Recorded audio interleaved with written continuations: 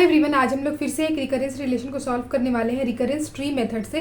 तो यहाँ पे ये क्वेश्चन थोड़ा सा अलग है, इसलिए मैंने इस क्वेश्चन को पिक किया है। ठीक है, तो इसको सॉल्व करना स्टार्ट करते हैं। उससे पहले आप लोग से रिक्वेस्ट है कि अगर आप लोगों ने चैनल को सब्सक्राइब नहीं किया है तो प्लीज़ सब्सक्राइब कर दें एंड वीडियो को भी लाइक कर देना।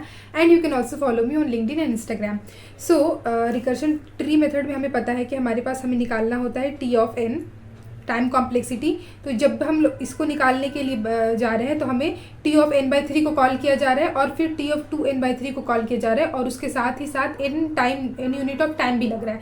तो मतलब ये दोनों चीज़ को कॉल करना, मतलब ये फंक्शन को कॉल किया जा रहा है for this n by three और two N by three input के लिए, और एन यूनिट ऑफ कॉस्ट लग रहा है। तो यहाँ पे देखा जा रहा है कि 1, 2 और 3 में यहाँ पे डिवाइड कर सकते हैं इस टी ऑफ एन को। तो हम लोग यहाँ पे लिख सकते हैं टी ऑफ एन डिवाइड हो रहा है हमारा पहले T of N by three, उसके बाद ये डिवाइड हो रहा है हमारा T of two N by three, और उसके बाद हमारा एक टाइम एन। ठीक है, इस तरीके से हमारा टी ऑफ एन डिवाइड हो रहा है। उसके बाद हम लोग क्या करेंगे और ट्री का जो है लेवल को आगे बढ़ाएंगे। तो अब हम लोग क्या किए, यहाँ पे हर एक टी जो है, हर एक टाइम जो है 3 बार हमारा डिवाइड हो रहा है, 1, 2 और 3। तो इसी तरीके से T of N by three को जो है हम लोग 3 बार डिवाइड करेंगे और इस वाले को भी हम लोग 3 बार डिवाइड करके ट्री के फॉर्म में लिखेंगे। ठीक है, तो ये T of N by three को हम लोग लिख सकते हैं। देखो, इसको इस तरीके के प्रॉब्लम को लिखने का सबसे इजी तरीका होता है कि ये जो एन को हटा करके, जो एन के अलावा जो यहाँ पर है टी के अंदर, उसको लिख दो। तो एन के अलावा यहाँ पे एन को हटा के क्या है 1/3, तो 1/3 लिख देंगे इनटू। अब एन की जगह पे हम लोग क्या करेंगे, n/3 को लिख देंगे, तो n/3। ठीक है, ये चीज़ होगा। तो यहाँ पे हम लोग लिख सकते हैं 1/3 इंटू n/3। ठीक है, और सेकेंड टाइम में इसको जब हम लोग लिखेंगे तो यहाँ पे लिख सकते हैं टी ऑफ, सेकेंड टाइम में भी सेम चीज़ करेंगे, एन को हटा करके एन की जगह पे जो है वैसे लिख देंगे, तो 1/3 को वैसे लिख देंगे। अब एन की जगह पे यहाँ पे 2n/3 को लिखेंगे, सो 2n/3। ठीक है, ये चीज़ हो जाएगा। सो 1/3 इंटू 2n/3। ठीक है, और लास्ट में क्या है हमारे पास, किस तरीके से डिवाइड हो रहा है, ओनली एन। तो यहाँ पे टी के साथ एन था तो एन, तो यहाँ पे टी के अंदर n/3 है तो यहाँ पे हो जाएगा n/3। ठीक है, सेम यहाँ पर भी करेंगे। यहाँ पे क्या हो जाएगा हमारा, सबसे पहले टी एन को हटा करके बाकी सारी चीज़ों को लिख देंगे। एन को हटा के क्या है 2/3 है तो 2/3 लिख देंगे इनटू, अब एन की जगह पे n/3। ठीक है, एन की जगह पे यहाँ पे n/3 है, सो 2/3 इंटू n/3 ये हो जाएगा। तो यहाँ पे लिख सकते हैं हम लोग 2/3 इंटू n/3। ठीक है, नेक्स्ट में क्या हो सकता है, टी एन को हटा करके बाकी क्या है हमारा 2/3। अब एन की जगह पे हम लोग सेकेंड टाइम लिख रहे हैं तो ये वाला लिखेंगे 2n/3 को, सो 2n/3, और सिर्फ n है तो यहाँ पे हो जाएगा 2n/3। ठीक है, ये इस तरीके से डिवाइड किए। अब ये हमारा एक लेवल बढ़ाएं हम लोग, एक और लेवल तक हम लोग ट्री को आगे बढ़ाएंगे। तो जैसे इसके लिए फिर से हम लोग डिवाइड करेंगे, तो फिर से क्या करेंगे, एन को छोड़ के बाकी सारी चीज़ों को वैसे लिख देंगे। एन को हटा दिए, क्या है 1/3 इंटू 1/3 हटा दिए इनटू, अब एन की जगह पे क्या है, एन की जगह पे n/3 लिखेंगे। ठीक है, पहला बार में एन की जगह n/3 और दूसरा बार में क्या करेंगे, टी सेम चीज़ को लिखेंगे, दूसरे बार में एन की जगह पे 2n/3 लिखेंगे। ठीक है, इस तरीके से 1/3 1/3 2n/3 ये हो जाएगा। तो यहाँ पे हम लोग लिख सकते हैं 1/3 इंटू n/3, और ये हो जाएगा हमारा T of 1/3 into 1/3 into 2n/3, और ये n जो है ये यहाँ पे जो वैल्यू है उसको वैसे लिख देंगे 1/3 इंटू n/3। अब सेम चीज़ करेंगे इस वाले के लिए भी और इस वाले के लिए भी और इस वाले के लिए भी। ठीक है, तो मैं इसको जो है फ्रेशली लिख देती हूँ। तो यहाँ पे देख सकते हैं मैंने यहाँ पे लिख दिया है टी पहले डिवाइड हो रहा है n/3 और 2n/3, फिर इस तरीके से 1/3 इंटू n/3 हो रहा है, इस तरीके से डिवाइड हो रहा है। ठीक है, यहाँ पे हम लोग देख पा रहे हैं। ठीक है, मैंने सारा कुछ जो है यहाँ पर लिख दिया है डिवाइड करके कि इस तरीके से चल रहा है। अब जैसे ही हम लोगों ने इस लेवल तक डिवाइड कर लिया ना, ये 0 लेवल, ये 1, ये 2 और ये 3 लेवल। ठीक है, 0 और 1 तो हमारे पास क्वेश्चन में दिया रहता है, ये 2 और 3 का हम जैसे डिवाइड कर लिए तो इसके बाद हम लोग क्या कर सकते हैं, हम लोग अपना हर एक लेवल का जो है टाइम कॉम्प्लेक्सिटी निकाल सकते हैं कि हर एक लेवल पे कितना टाइम लग रहा है। तो अब यहाँ पे हम लोग देख पा रहे हैं कि इस वाले लेवल पे इसकी टाइम क्या है। देखो, जैसे ही जब हमारा टी ऑफ एन था तो टी ऑफ एन की क्या कर रहा है, टी ऑफ एन हमारे टी n/3 और टी 2n/3 को कॉल कर रहा है। तो एक बार अपना खुद को कॉल कर रहा है तो n/3 के लिए और 2n/3 के लिए, तो ये कॉल कर रहा है, और बाकी जो कॉस्ट लग रहा है, जो टाइम लग रहा है हमारा, वो n है। तो ये तो कॉल करना हुआ। ठीक है, ये खुद को कॉल करना हुआ, ये जो हमारा कॉस्ट है वो ये है टाइम n। तो इस लेवल पर इसकी हमारी जो है टाइम होगी वो होगी n। सिमिलरली हम लोग दूसरे लेवल के लिए भी निकालेंगे कि इस वाले लेवल के लिए हमारे पास टाइम क्या हो जाएगा। तो देखो ये तो कॉल कर रहा है टी टी टी और टी, ये खुद को कॉल कर रहा है हमारा रिकर्शन। तो जो कॉस्ट हो रहा है, जो टाइम लग रहा है वो n/3 और 2n/3, ठीक है, इस वाले लेवल पे। तो इसलिए वाले लेवल पे हो रहा है हमारा n/3 प्लस 2n/3, तो ये इक्वल टू हो जाएगा हमारा n के, ठीक है। अब नेक्स्ट हम लोग देखेंगे इस वाले लेवल पर, ये वाला लेवल पर, इस वाले लेवल पर हमारा टाइम क्या आ रहा है। तो ये जो कॉलिंग फंक्शन इसको हटा दो, यहाँ पे क्या है n/3 × 3, फिर यहाँ पे ये वाला, ये और ये, इन सबको ऐड करेंगे। तो इन सबको ऐड करके क्या हो जाएगा, देखो सबसे पहले n/3 × 3 यानी कि 9 प्लस 2n/9 प्लस फिर से 2n/9 प्लस 4n/9, ठीक है ना। ये सारी चीज़ें लिखी मैंने, ये वाली और ये वाली, यहाँ पे मैंने चारों लिखा है, ठीक है। अब ऐड करने के बाद क्या आएगा हमारे पास, ये हो जाएगा हमारा 9n/9 यानी कि 9, ठीक है। तो इस वाले लेवल पे भी हमारा कॉस्ट क्या आ रहा है, 9 आ रहा है, ठीक है। मैं इसको इरेज कर रही हूँ, ओके। तो इस वाले लेवल पे भी देखा जाए तो 9 आ रहा है। तो हम यहाँ से ये पता कर सकते हैं कि हर एक लेवल पे जो हमारा टाइम कॉम्प्लेक्सिटी आ रहा है ट्री में, वो n आ रहा है, ठीक है, n और n। तो आगे जा करके भी जो भी हमारा लेवल बनेगा, सब लेवल पे हमारा क्या होगा, n हमारा कॉम्प्लेक्सिटी लगेगा, टाइम कॉम्प्लेक्सिटी सब लेवल पे n लगेगा। तो हम लोग को ये पता करना है कि कितने लेवल्स होंगे, height of the tree form पता करना है हमें। अब जितने भी हाइट ऑफ द ट्री होंगे, जैसे मान लेते हैं कि के हाइट ऑफ द ट्री के है, तो के है और हर एक हाइट पे, हर एक लेवल पे हमारा टाइम कॉम्प्लेक्सिटी n लग रहा है, तो n × को ही हो जाएगा। के की वैल्यू को फाइंड आउट कर लेंगे और इससे हमारा टाइम कॉम्प्लेक्सिटी निकल जाएगा। लेकिन यहाँ पे देखने की चीज़ ये है ना कि हर एक लेवल पे जो हमारा ट्री का हाइट सेम नहीं रहेगा। यहाँ पे देखो हमारा एंड कंडीशन क्या है, हमारा यहाँ पे दिया हुआ है t of n equals to 1। कब होगा, जब होगा हमारा n इक्वल्स टू 1, यानी कि यहाँ पे अगर हम लोग इस n की जगह पे इस 1 को पुट करेंगे तो क्या हो जाएगा, t ऑफ 1 इक्वल्स टू 1। मतलब यहाँ पे ये कहा जा रहा है कि एक टाइम आएगा, मतलब सबसे जो नीचे वाला जो हमारा ब्रांच रहेगा उसमें क्या होगा, हमारा t ऑफ 1 आएगा। तो मतलब यहाँ पे कहीं पे जा करके ये वाला जो t है ना, ये कहीं पे जा करके यहाँ पे t ऑफ 1 हो जाएगा। इसी तरीके से ये t भी जाके यहाँ पे कहीं पे t ऑफ 1 हो जाएगा, और इसी तरीके से ये जो t है ये भी जाके कहीं पे t ऑफ 1 हो जाएगा।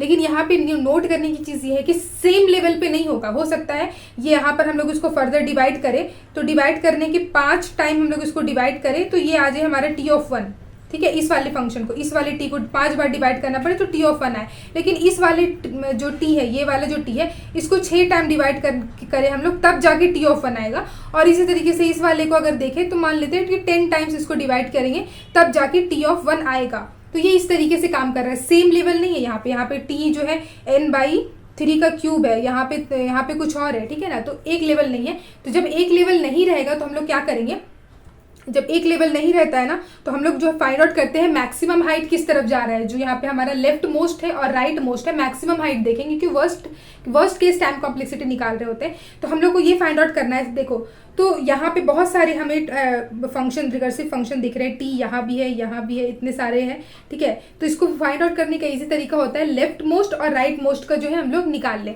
तो हम लोग यहाँ पे मान लेते हैं कि एक टाइम पे ये जो टी होगा ये आ करके t ऑफ 1 होगा। तो इसका जनरल फॉर्म हम लोग कह सकते हैं कि ये क्या होगा हमारा एक टाइम पे t of n divided by 3 to the power k होगा।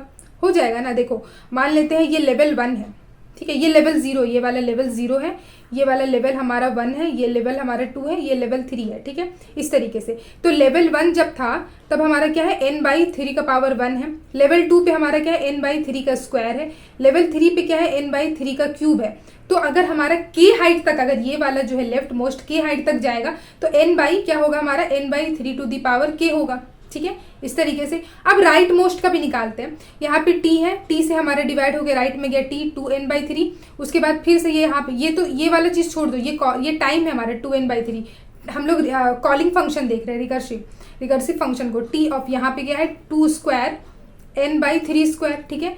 ये फर्स्ट लेवल था, ये सेकेंड लेवल था, और ये थर्ड लेवल पे क्या है, ये वाला t ऑफ, मतलब सबसे राइट मोस्ट में जो जा रहा है t ऑफ 2 का क्यूब n डिवाइडेड बाई 3 का क्यूब, इस तरीके से जा रहा है। थर्ड लेवल पे क्यूब आया।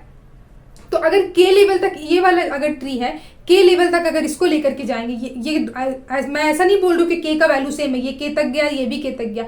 हम लोग को मैक्सिमम हाइट निकालना है। आप के डैश भी मान सकते हो, ठीक है, मैं के ही मान के चल रही हूँ कि ये वाला कि हमें जो है मैक्सिमम निकालना है। तो ये वाला क्या है, इसको यहाँ से ऐसे लेकर के अगर जा रहे हैं तो ये हो जाएगा हमारा टी ऑफ क्या हो जाएगा 2 to the power k divided by 3 to the power k into N. ठीक है, ये इस तरीके से होगा। तो ये एक लेवल पे जा करके ये बनेगा ये, और ये एक लेवल पे जाके ये बनेगा, और ये हमारे जो एंडिंग है हमारा t1 इक्वल टू 1 दिया हुआ है, मतलब हम लोग यहाँ पे मानेंगे इसको इक्वल टू t ऑफ 1, और ये वाला चीज़ को भी हम लोग बोलेंगे t ऑफ 1।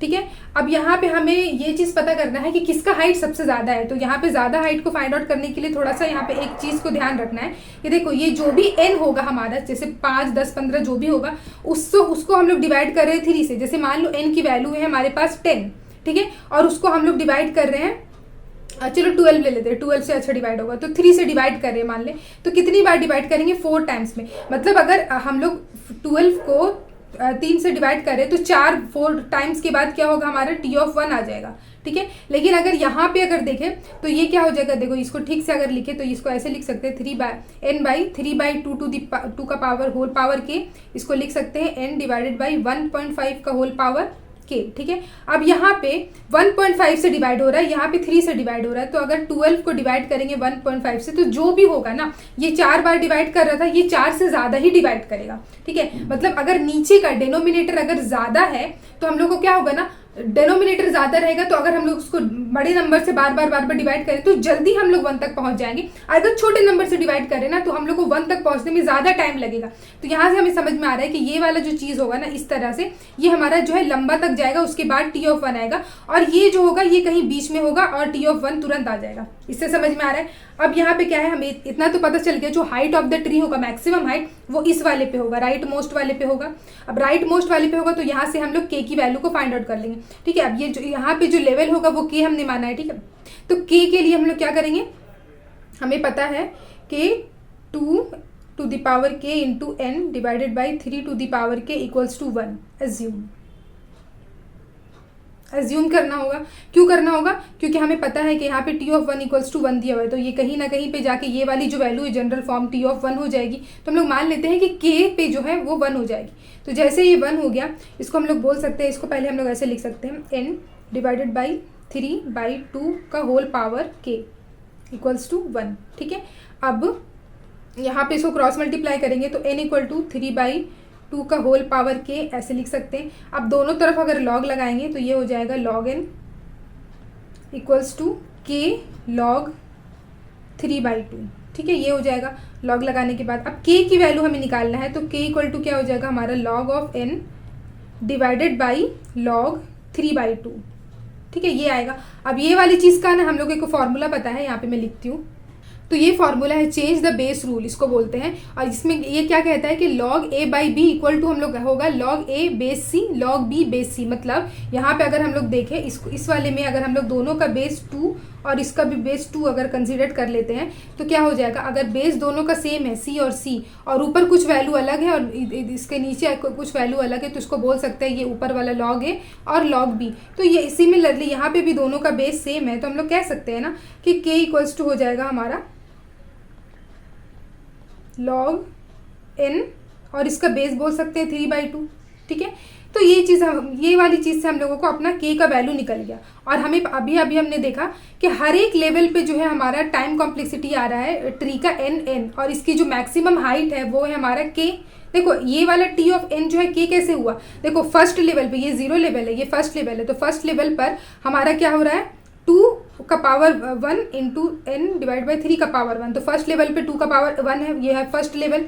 सेकेंड लेवल पे अगर हम लोग देखें तो यहाँ पे क्या है 2 का पावर 2 n इंटू 3 का पावर 2, तो यहाँ पे जो 2 का पावर है वही हमारा लेवल है, ये सेकंड लेवल हुआ। तो इसी तरीके से ये वाला जो होगा, ये 2 का पावर k है, ये हमारा kth लेवल होगा। ठीक है, kth लेवल होगा, इसीलिए यहाँ पे हम लोगों ने k माना है ना, तो k की वैल्यू हमने निकाल ली। अब टाइम कॉम्प्लेक्सिटी हर एक लेवल पे हमारा टाइम कॉम्प्लेक्सिटी इक्वल टू हो जाएगा order of big O, worst case time complexity n into k। हर एक लेवल पे हमारा टाइम कॉम्प्लेक्सिटी आ रहा है n, और हमारा हाइट है k तक का, तो n इंटू k, तो ये हो जाएगा order of n into k की वैल्यू निकालिए log ऑफ n बेस 3/2। ठीक है, तो ये वाली चीज़ थी हमारी, इतना ही सा काम इसमें करना था, कुछ ज़्यादा अलग सा कुछ नहीं था। जो बस यहाँ पे इस तरह के क्वेश्चन में जब हमारा रिकरेंस रिलेशन में कुछ अलग सा दिया रहे, जैसे T of n by three, two N by three ऐसा दिया रहे ना, तो हमें बस देखना होगा कि किस तरीके से डिवाइड हो रहा है, ठीक है। तो डिवाइड करके देख लेना है, और ये वाली चीज़ को फाइंड आउट करना सबसे ज़्यादा इंपॉर्टेंट है कि हमें बस यहाँ पे ही देख के क्वेश्चन में पता चल रहा है कि लेवल ऑफ द ट्री जो है हर तरफ सेम नहीं रहेगा, हाइट ऑफ द ट्री पूरा हर एक लेवल पे सेम नहीं रहेगा, ठीक है ना। तो यहाँ से इस तरीके से हम लोगों ने अपना टाइम कॉम्प्लेक्सिटी को फाइंड आउट कर लिया। सो गाइस, अगर वीडियो पसंद आया तो प्लीज़ वीडियो को लाइक करना, और अगर अभी तक चैनल को सब्सक्राइब नहीं किया तो प्लीज़ सब्सक्राइब कर लेना, and you can also follow me on LinkedIn and Instagram. Thank you so much guys for watching this video.